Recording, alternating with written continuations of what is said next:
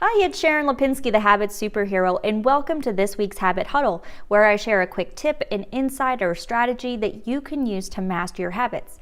Because the only thing that's standing between you and the life you want are the good habits you wish you had and the bad habits you wish you didn't.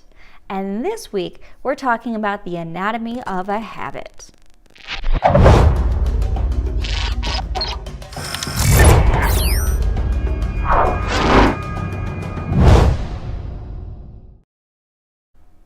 When people think about habit, they tend to only think of the action itself. We're aware that we check our text messages. We're aware that we drink coffee every morning.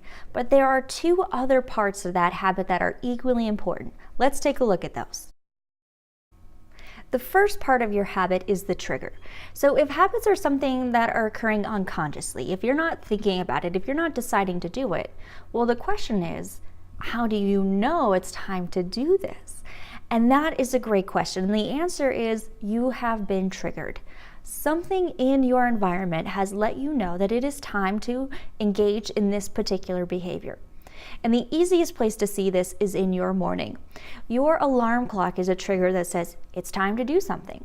Well, what is that something for you? Do you make a habit of getting right out of bed in the morning, or do you make a habit of pressing the snooze alarm? And when you do get out of bed, what do you do next? I go brush my teeth every morning without fail. What do you do?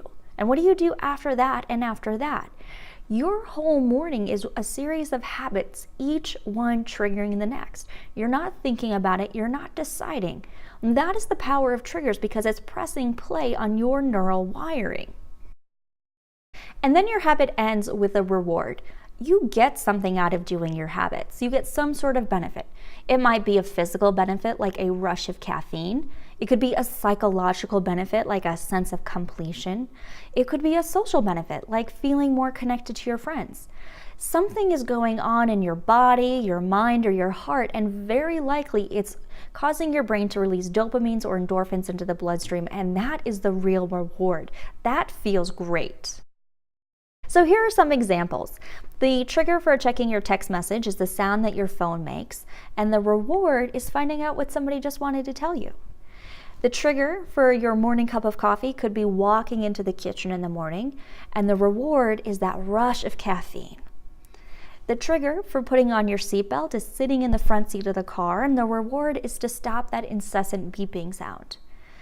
The trigger for biting your fingernails could be just the simple act of moving your hand near your face, and the reward is a release of anxiety. Every person, every habit has their own unique anatomy. So here's the takeaway. When it comes to a habit, something has prompted you to act in a certain way in order to get a particular benefit. So you can use the structure to your benefit. If you're going to create a new habit, well, intentionally choose your triggers and choose your rewards. And if you want to break a bad habit, don't start with the action. Start with understanding the triggers and what you're getting out of it. And then you're going to have options for disrupting that, whether it's getting rid of the trigger or replacing the action with something that's better for you. Thanks for joining me for this week's Habit Huddle. If you enjoyed the episode, click subscribe for more bite-sized tips on mastering our habits. And if you have comments, questions, leave them below the video and I might just address them in a future episode.